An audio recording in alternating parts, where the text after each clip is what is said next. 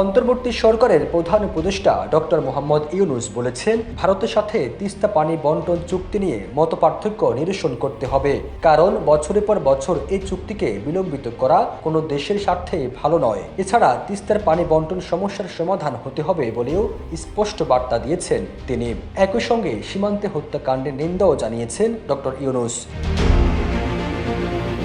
ঢাকায় নিজের সরকারি বাসভবন থেকে পিটিআইকে দেওয়া সাক্ষাৎকারে ইউনূস বলেন, দুই দেশের মধ্যে পানি বন্টন সমস্যাটি অবশ্যই আন্তর্জাতিক নিয়ম অনুসারে সমাধান করা উচিত। তিনি বলেন, পানি ভাগাভাগির ইস্যুটি নিয়ে বসে থাকা এটি কোনো দেশের উদ্দেশ্য সাধন করছে না।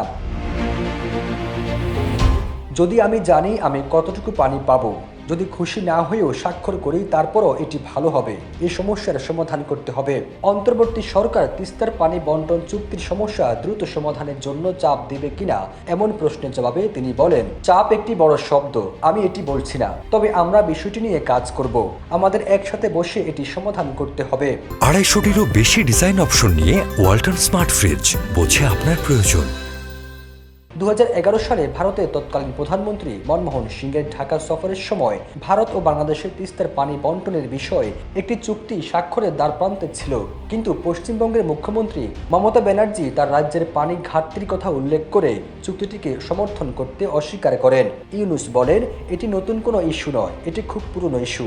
আমরা বেশ কয়েকবার এই বিষয়ে কথা বলেছি। আলোচনা শুরু হয়েছিল পাকিস্তানি শাসনামলে। আমরা সবাই চেয়েছিলাম এই চুক্তিটি চূড়ান্ত হোক। ডক্টর মোহাম্মদ ইউনূসের এই মন্তব্য এমন সময় এলো যখন কয়েকদিন আগেই অন্তর্বর্তী সরকারের পানি সম্পদ বিষয়ক উপদেষ্টা সৈয়দা রিজওয়ানা হাসান পিটিআইকে বলেছেন, নয়াদিল্লির সঙ্গে তিস্তার পানি বন্টন চুক্তি নিয়ে আলোচনা পুনরায় শুরু করার জন্য চাপ দেবে ঢাকা।